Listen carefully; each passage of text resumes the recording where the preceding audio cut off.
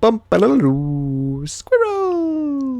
So hello, and welcome to another Legends of Runeterra video. My name is Chris, and today we will be going through the cards that need to be nerfed. Some of them quite obvious, as the one on the screen I think you're all expecting, and some of them less obvious. Now before I start, I just want to say that I will be going through the cards, and I will be suggesting balance changes.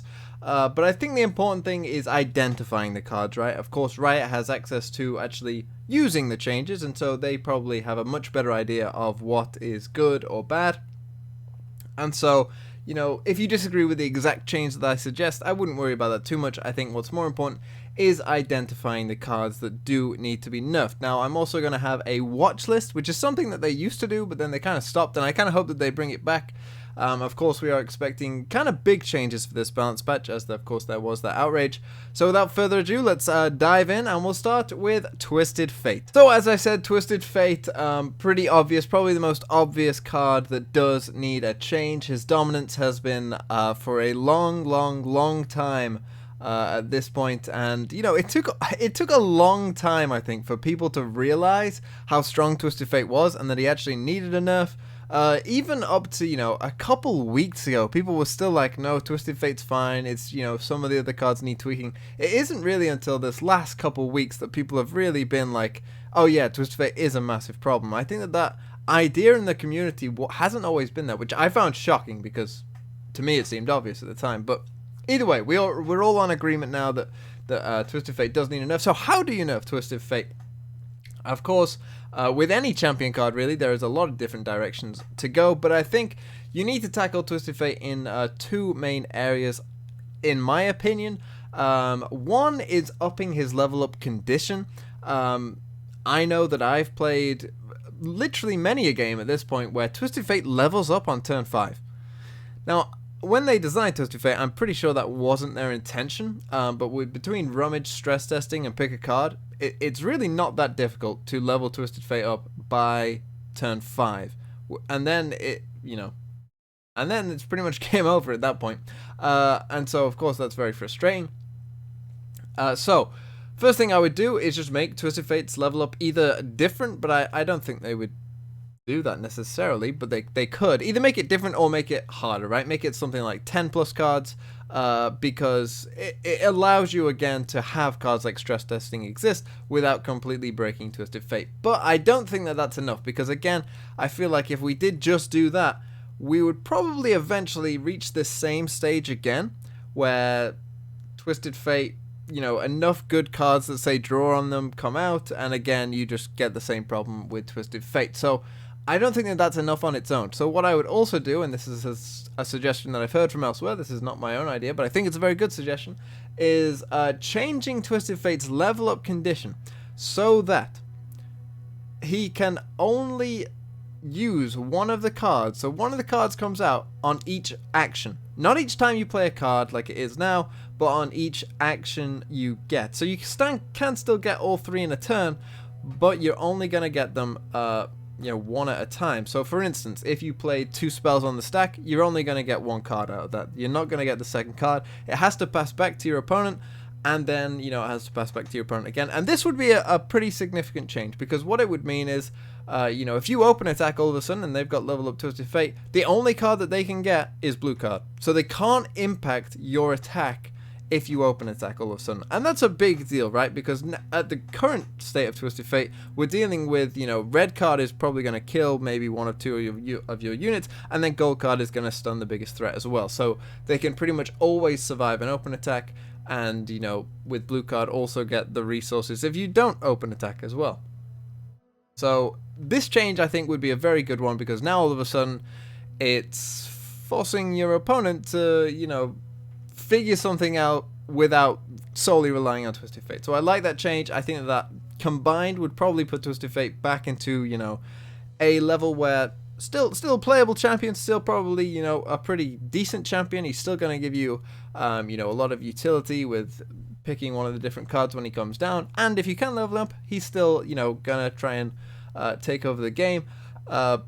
but it's not going to be completely game over if he does level up. So I think that those two changes would help, and hopefully that's, you know, around something that we will find in a couple days. So moving on to another card, still within the same deck, of course, the most powerful deck probably at the moment, TF Fizz, and we're hitting Wiggly Burblefish, which I think, again, another card most people would probably think, yeah, that's a good change. For Wiggly Burblefish, personally, I'd just make it a 2-1. I think that would probably be a good enough change to where, you know, the card, you know, is fine, but isn't crazy good when you get, you know, multiple of them with Iterative Improvement, and you know, you play 4 of them in a turn or whatever. I don't think it would be crazy if that happened, so I'd keep it as a 2-1, and go from there. You could also make it cost more, of course, and, you know, make the cost reduction less. I think that would be less impactful than making it a 2-1. So that's my personal choice with Wiggly Burblefish, but I think that's a pretty straightforward one. And generally the non-champion ones, you know, tend to be pretty simple of just adjusting the numbers here and there. And so that's what I do for Wiggly Burblefish. Moving on to everyone's least favorite card boy. It is Aphelios with his moon weapons. Again, very, very interesting card to try and nerf. Of course, they've already tried to nerf Aphelios, but went about it in perhaps, I think, the worst way that they could have done. You know, changing Aphelios' stats doesn't matter, and I think that's kind of improved at this point. And yeah, we're at a point, I think, where it's clear that Aphelios again needs to change. Now, how do you change Aphelios? I think it has to come in some way in terms of a mana cost. Now, my personal opinion on this, and again, you're free to disagree with these. I think, you know, as long as we agree on the cards that need nerfing, it's not that big of a deal. But what I would do, quite simply, is make the moon weapons 3 mana. I don't think I've seen anyone else suggest this, but I really don't see why not, and I don't see why that wouldn't be a reasonable change. You know, you look at Calibrum, it deals 3 to a follower for 2 mana, so it's like a better Thermo Beam. But if it costs 3 mana, then it would be, you know, like Thermo Beam. Which I think is a lot more fair, and stuff like Severum now become, you know, much more costly and much more, you know, specific in their use. Same with Gravitum, same with Infernum, and even Crescendum. Now all of a sudden you're paying an extra mana to summon that, you know, 2-cost follower. And sure, it's spell mana, so perhaps, you know, it's slightly less in cost. But if you think about it as 3 mana for something like Boxbus, right? A lot of people don't like that interaction where this summons Boxbus. I don't know why. To me, it seems like a cool synergy that they have. But if it costs 3 mana, now all of a sudden a 3 mana 3/4 challenger doesn't feel nearly as bad when, you know, 3 mana 2/4 challengers already exist. Like, it's not too crazy of a thing to happen in the game, right? And so I think that not only would this make Aphelios more balanced, and you might want to put Aphelios back to a 3/3 at that point. You know, it's very likely that it would still be okay even if you did. But I think at that point, Aphelios would then again fit much more with what Targon is trying to do, in the fact that you have all this card generation, but you're quite slow in terms of tempo, right? You don't have those tempo plays, whereas at the moment, you know, there is no... Crescendum is not a tempo sacrifice. Calibrum is a trade up most of the time in terms of tempo. So these cards don't really fit with what Targon is trying to do, and I think that this kind of change would, you know, just bring Aphelios back, and I don't think you would really need to touch that much else with Aphelios if you did make these moon weapons 3 mana. But again, there are lots of different ways to change Aphelios, so I'm sure you all have your own ideas on, you know, which is the best way to go. Next up, we have the Veiled Temple, and I think in conjunction, a nerf with the Veiled Temple with Aphelios would sort of, you know, solve that whole problem, right? That I don't think that would be a big problem with Targon, you know, once you kind of settled on those cards that much. But this one is a big one for me because, as I mentioned in my video explaining, you know, what's wrong with Targon, the Targon problem, the Veiled Temple kind of violates a lot of rules within card design, and really one of the key rules, and that is that regions or factions or whatever colors are meant to have strengths and weaknesses. And the Veiled Temple, I don't know why, for whatever reason, they just decided to make a card that completely goes against the weaknesses of that region. They just printed like the perfect card for that region to overcome its weaknesses completely in the Veiled Temple. I don't really understand why they did that. It's an odd thing to do. So what would I do for Veiled Temple? As I stated in that video, I'd make this card like unplayable. Now, some of you might be unhappy with that and think, well, why should that be the case? Like, why would you ever make a card unplayable? But I think at this point, this card should not be played. It is that bad in terms of it breaking the rule of regions having strengths and weaknesses. I would put this card on a similar level to that of something like Targon's Peak, where, yeah, sure, maybe you could try it out in like a bit of a meme deck, right? But you're never really gonna go big for it, right? You're never going to be seeing this in a competitive deck. I do truly believe that that is where this card should be. And for that, I think you have to up its mana cost. And I was thinking, well, if this was 5 mana, what would I think? And honestly, I think it wouldn't even be that bad at 5 mana. I think it would obviously be a lot worse, but it wouldn't be too bad to where you didn't ever see it. And so I actually think this card needs to go to 6 mana. Now, you might think that that is crazy, that I'm not sure any card has ever received like a 2 mana nerf without, seeing some kind of rework as well. But I genuinely believe that if any card deserved it, it's this one. Because it completely violates the main reason for Targon's existence, which is that they're meant to be a slow tempo region. And you can see it with Targon's Peak as well. Like, Targon's Peak kind of does that as well, but in a different, more fair way. It does it for both sides. So you could, redesign Veiled Temple to where it does it for both sides. That would be an interesting design choice if they went that way. In fact, I've just come up with that on my own in talking to you now. So maybe that's the kind of way that you could redesign this card to make it be the same for both sides. That would be an interesting way of doing it as well. But I really do think that this card should not see competitive play because it is somewhat violating what the region is about. And so, yeah. Personally, I'd make the card somewhat unplayable. But maybe you guys have other ideas. But I really do think that, if you don't touch this card, people aren't going to be happy really at all. Next up, we have Star Shaping, and again, this is just part of hitting Targon, making sure that it isn't too strong. Of course, you probably want to keep the idea of invoking a card that costs 7 or more, but I think where this card needs to change, and it's a suggestion that, different people have had, is making this fast speed, and that would do quite a lot. Of course, then it could be denied.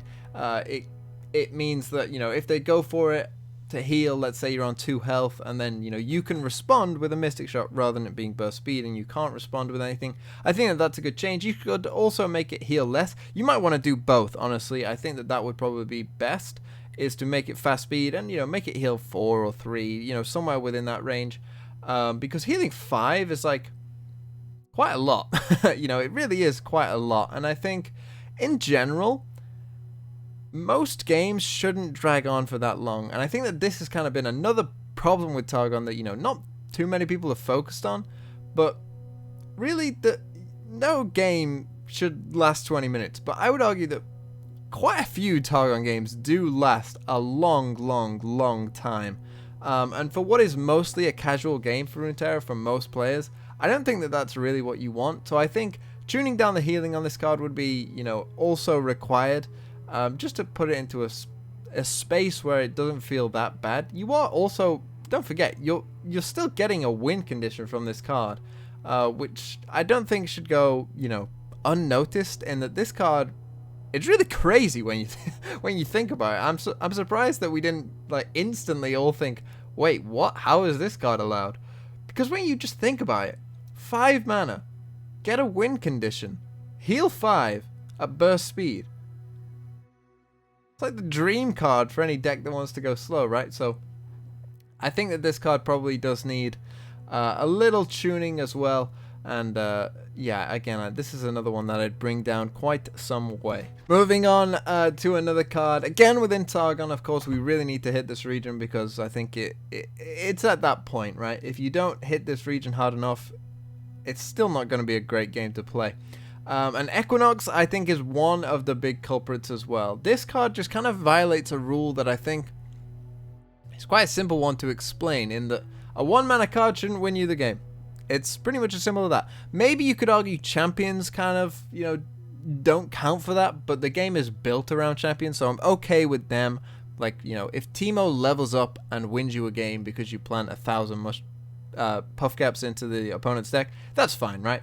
If Zoe goes off and, you know, levels up and wins the game, I'm okay with that happening. That's fine, because they're champions, and that's where the game is meant to, you know, be built around. You build decks around champions. That's what they want. But Equinox, no. This is just a 1-mana card that can win you a game. And I've heard people argue, I've brought this up before, but people have always argued back to me, yeah, but it's you know, it's conditional. You don't get it all the time. And I think that maybe people don't understand. Yes, that's part of its strength. That's a good thing. You know, you might look at this card and you might think, well, you know, it's slow speed, you know, it does the same as Purify, but that's the thing, it's conditional. You only get it in some games. But the thing is, for this effect, you only want it in some games. If you're playing against a deck with Swain, if you see Equinox, you know, which you've still got a pretty good chance of getting, you're going to pick it 100% of the time. And it's probably going to win you the game on the spot. And it's a 1-mana card. And that's not fair. But then in other games where it's not useful, you don't pick it. And that's what makes it good. That's what makes Celestials good, right? The fact that you have choice, you have options, you can go for whatever fits the situation best. But unlike the other options, like, you know, the Messenger won't win you the game. Moonglow, I suppose, could, maybe, but it's a lot less, you know, guaranteed that Moonglow is going to win you the game. Any of the units, these small units, they aren't going to win you the game. Crescent Strike might help you, but again, it's not going to win you the game on its own. Equinox can win you the game on its own, and it's a 1-mana spell, and that's just not good enough. So my personal change for this card, again, is that it works in a similar way to Gravitum, where it silences a follower for 2 rounds, you know, the round that this is played and then the next round, and then it stops, and then you get your unit back. It kind of fits what Targon's trying to do. It, you know, it's delaying, it's helping you, you know, get to your big finishes, right? But it's not gonna win you the game outright, and I think that that's the change that really has to be made with this card, because otherwise it just kind of invalidates certain strategies. Another one of the Celestials I would hit is these sisters here, the golden and silver sisters, and it's kind of for the opposite reason of Equinox, in that Equinox is situationally game winning as a 1-mana card. The sisters, I think their problem is that they are just so generically good that it doesn't matter that much of the game situation, because it pretty much means if you play Solari Priestess, there's a pretty high chance that you're going to find like an option that is really good. Like just generically good. And I don't think any of these should be just generically good. It probably is still a bit of a problem with Cosmic Inspiration as well. And so pretty simple. I would just make these 3/3s. I think that would be fair again. You know, if you need the lifesteal and potentially an elusive blocker as well, then, you know, this is a good situational choice. But it's not just, you know, oh, hey, my other options aren't that great, I'll just pick the sisters. That's a good choice because, you know, they're always useful. I think that is, you know, would be, again, just a change to help the Celestials come down into an area where they just feel better to play against, you know, and they aren't so game winning on their own or just generically good. None of these should be generically good. They should all be situationally pretty good, but not game winning. You know, aside from the ones when you start getting to the, you know, high mana costs. So that's what I changed with Golden Sister and the Silver Sister. And so we move on to perhaps, I think, the most difficult balance decision that the dev team will have, and that is Fiora. This one is really, really tricky, and I have thought about it, and I'm still not convinced of any idea being the right one, or, you know, a good solution. But my proposal is this. I would actually make Fiora a 4-mana 4/4. Now, what would that do for Fiora? Well, it would change, I think, the part that feels worse. because people hate losing to Fiora, right? People hate the all-in Fiora deck. That is the problem deck. A lot of people mention Fiora Shen of, hey, it's been a tier 1 deck. But I think people actually don't mind that deck nearly as much as they do the all-in Fiora strategies. And I think that that's the one you really need to tackle, because that's the one that isn't fun to play against. It's a similar thing to Unyielding Spirit, where it just wasn't fun. You know, Fiora Shen, yes, is a very good deck, but it's a synergistic deck. It's kind of, you know, it's a neat deck to play. Yes, it's got a pretty decent win rate, but it doesn't feel like anything that they do is, you know, completely, you know, I never stood a chance, right? It's just a pretty good deck, which is fine. You know, those are the kind of decks that I think you want to be tier 1 decks. You know, those synergistic decks, you know, like Discard Aggro, Fiora Shen, those are the decks that we should want to be tier 1, because they're a lot more fun than just generically good, you know, Targon decks or whatever. But all-in Fiora, I agree, is a problem. It's not a fun deck to play against, and so I think the change is to make Fiora 4 mana, because of course if you can delay that turn of Fiora getting on the board, well, now you have an extra open attack, and now all of a sudden you can't really play Fiora all-in, like with no other units. It would kind of be impossible, and that's what I think we want. It's similar to Standalone in a way, which, you know, those of you who weren't around for when Fiora Standalone was a thing, you're very lucky, because they both used to be 3 mana, and so you just used to play Fiora and then Standalone on turn 3 and win. And so, you know, I'm glad that that isn't a thing anymore, but the idea is Fiora at 4 mana, now you can't really play a deck with just Fiora in, because you're definitely going to have to wait till turn 4 to play her, and so you're definitely going to have to pass on turn 3 with full spell mana up, and your opponent is probably going to take advantage of that and be able to kill you before you've had the chance to, you know, to kill them 4 times or kill 4 units with Fiora, right? So I think that that's probably what needs to happen with Fiora. You could make her a 3-2, but I think, again, that wouldn't solve the issue. It might take the win rate of all-in Fiora decks down, but it wouldn't really solve anything. And if you make Fiora a 4 mana 4/4 challenger, that's still a perfectly viable champion, and in certain matchups, you know, that would help Fiora get the win con that she wants, because, you know, now let's say in mid-range matchups she's more beefy, she can, you know, challenge different things and, you know, survive, whereas before she might not have done, right? So I still think it's fine. And it would also be a, you know, a hit to Fiora Shen, because now you can't get Fiora into Shen on turn 4 and attack on turn 4, so it would be a hit for that deck as well, and they might need to think about, you know, ooh, do we have to put in another 3-drop? Like, it would be a nerf to both decks simultaneously, but hit the right one in a big way and hit, you know, the one that you want to hit less in a lesser way, and that's, I think, what should be done. And I think it's probably the best change I can think of, but you guys might disagree. But again, I don't think that that's the problem. You know, Riot will figure out what to do with Fiora, I'm sure, because they can test these things, and, you know, they might find out that, you know, Fiora at 3-2, you know, going for an all-in Fiora deck just doesn't work, and that will be fine, right? So yeah, let's hope they do change Fiora, because I think she probably does need changing, and yeah, we'll see. Let's hope, let's pray. Another change that I would suggest, and maybe a surprise, maybe some of you didn't expect this, is Zap Sprayfin. And my reasoning is thus. Zap Sprayfin, of course, is a very powerful card. I don't think any of you will really disagree with that. And my suggested change would just simply to make it a 2-1, right? It wouldn't be to, you know, completely destroy the card or whatever. Just make it a 2-1, make it a bit worse. And my reasoning really is thus. Anytime there's an elusive meta, the game is really bad. I don't know if you've noticed that, but you might have. Particularly those of you who have played, you know, for a long time. Anytime there's an elusive meta, the game is just not fun to play. It's pretty much as simple as that, and so I think anytime that they print these elusive cards, they should be careful.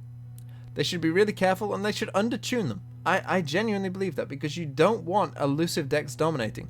I remember recently they talked about how, you know, they nerfed Heimer, but when, you know, was that a mistake because, you know, Heimer had one of the lowest win rates that they'd ever nerfed for a champion and stuff like that? Well, there's a reason that they did that. You know why? Because it wasn't fun to play against. Because elusives in general are not fun to play against. And unless they come out with a concept like Reach, for instance, in Magic the Gathering, where, you know, for those of you who aren't aware, Reach blockers can block units with flying, which is essentially elusive in this game.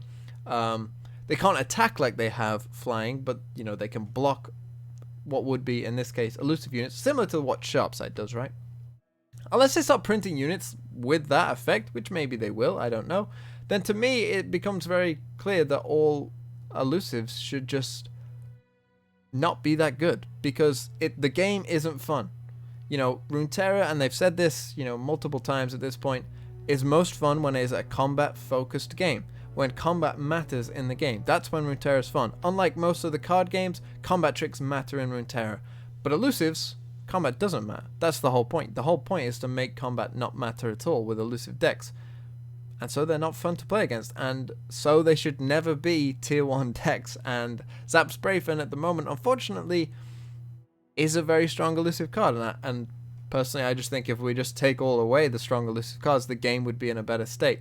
I know a lot of people want to buff Ionian elusives back, but I think it's actually much more the opposite, where we should nerf the other elusives in the game to be more like the Ionian ones and find other things to buff, because that would make the game more fun in general. I think it's as simple as that. Now, this one might come about as a bit of a surprise to some of you. In me suggesting Lee Sin for a nerf, you might think, well, Lee Sin hasn't been dominant, probably not even a tier 1 deck. But personally, I worry. I worry that if Lee Sin is untouched, that we will just go back to, you know, a Lee Sin meta and everyone complaining about Lee Sin again. And I think there's a bigger issue with Lee Sin. There's a bigger issue than just, like, him being a tier 1 deck or not. And it's that same idea of him not being fun to play against. Now, you might say, Chris, you can't nerf Lee Sin, then Ionia would have nothing. And yes, of course, you can buff other things to make Ionia stronger in other areas, blah, blah, blah. But I hear the point, right? Don't nerf their best champion, then they would have nothing. But I don't suggest really nerfing Lee Sin as much as I do slightly redesigning him to kind of change exactly what he does. Let me explain. First things first, I would make Lee Sin 4 mana. Now, before you flip out, hear me out. I'd make Lee Sin 4 mana again. He'd probably be a 3/4 again, whatever, right? That's by the by. But here's the big change.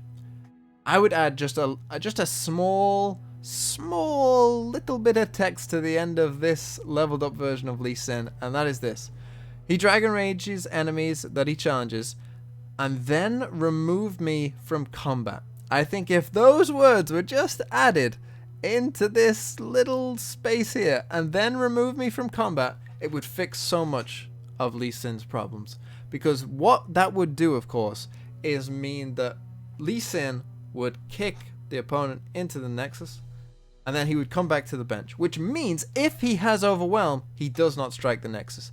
Giving Overwhelm to Lee Sin now becomes a pointless exercise. And so, by doing this, you kind of change what the champion's doing. And it kind of becomes similar to Fiora again, where you can't go all in on the champion and hope that that's going to win you the game. You're going to have to do damage elsewhere, which would completely shift the way that you use Lee Sin, which I think would be helpful. And all of a sudden, you've got this new mid-range Ionian deck, and maybe you can even combo Lee Sin with Shen now, because he gets barrier a lot, right? And that's the way that you increase, like, a Lee Sin attack, is combining him with Shen. You might get a new deck like that, which I think is exciting, right? And again, remember, I'm making him 4 mana, so, you know, there is more opportunities for Lee Sin to, you know, try and, you know, remove some units. Of course, he would be good at that, right? He would sort of almost replace Fiora in a way. You know, you might get a debate of, you know, a Shen deck. Do I go with Fiora or do I go with Lee Sin? That's exciting. That's different. It's new. And it also means that Lee Sin now turns from this kind of combo champion that I think is bad for the game, and into this mid-range champion where, again, now the combat matters. You're not going to get one hit by Lee Sin. They're going to have to do, you know, more damage to. Sure, you might get hit by Lee Sin for you know, let's say, what, 6 to 10 damage would probably be the range of, like, max Lee Sin damage, right? But it's not going to kill you in one shot, and that is important, and I think that it would make Lee Sin so much better and so much more fun to play both with and against, because now the deck building options completely open up. You want this kind of spell mid-range deck, like, we haven't really seen that before. Like, that would be such an interesting deck to play, where you want to protect your units, but use spells to protect your units and all that. And I just think that that would be a really fun deck to play with. So yeah, that's how I changed Lee Sin, and I think it would very much shake up Ionia, and there'll be a lot more deck building options available for Lee Sin, and that would be an interesting change to the game. Okay, moving on to the watch list. So these are the cards that I would, you know, put tabs on, you know, keep an eye on them. Like, let's see how things go. But, you know, definitely could be in line for nerfs later down the line. That's personally what, you know, where I would put them. You might decide that some of these cards do need nerfs. I've got 5 cards on the list. And so here they are. The first one, as you can see, is the Watcher here. I don't think this is a problem yet, but, you know, maybe it will become a problem, right? I think that this is still fresh enough and new enough to where people aren't sick of it, but I'm aware that they very well could become sick of it. So, you know, if you wanted to nerf Watcher, I don't know, you could make it 5 allies that cost 8, something like that, right? It wouldn't have to be too big of a change. But that's the first one. The next one, I'm just going to quickly run through these, by the way, is Doomkeeper, of course, the 1-mana card from Shurima. Again, as, like, I think by the time we get all of Shurima, that card might just be, you know, a bit too good. I think already it's shown to be a very powerful card, probably the best 1-drop in the game. And yeah, that one, it might need a little change as well. Next up, I have Atrocity, which I know a lot of people have complaints about. At this point, I would put it on a watch list. Atrocity hasn't really seen like top. Well, maybe it has seen top play, but not like super recently. But that's probably just been clouded by, you know, all the TF Fizz decks that I'm seeing. But I suppose in the Targon Allegiance deck, that isn't too long ago. So, you know, Atrocity, again, another one that, you know, you could make 7 mana and it might be okay, right? But we'll see. Of course, the Concurrent Timelines Ledros Dreadway combo. Whether you actually want to change Concurrent Timelines itself or Ledros or Dreadway, it's kind of up to, you know, whatever people think, right? But right now, I think it's okay. I haven't seen that deck in a long time. I know that it was kind of, you know, a bit of a plague when the cards first came out, but since then I haven't really seen it that much, so maybe it's sort of disappeared, and maybe it's not of a problem, which is why I've put it on the watch list. And then finally, Hush. Hush is just a card that I think, again, it's one of those cards where if Targon, you know, if my balance changes went in and, you know, Targon still somehow survived all of it and was still, you know, very meta, you know, at the top of the meta, Hush might be the one that, you know, just has to go as well. For now, I'll keep on a watch list because I don't want to completely kill a region, but we'll see how that goes. So yeah, that's all my changes, and I think they're pretty interesting. I hope you agree with the cards that I've suggested. Perhaps there's some I've missed. It's very possible that I've missed some. Forgive me, because, you know, I get these cards by just looking at the Mobalytics, you know, meta tier list thing and going through all the best decks and seeing which ones, but the Mobalytics thing seems a bit out of date. So forgive me if I've forgotten any cards that you think should be nerfed. Please do feel free to leave suggestions about how you would balance the cards and what cards you would balance. But hopefully in a couple days' time we'll all be rejoicing at this wonderful bounce patch, and tomorrow there will be a video on cards that need to be buffed, so keep an eye out for that. And yeah, I've been Chris, and I will see you tomorrow for that video.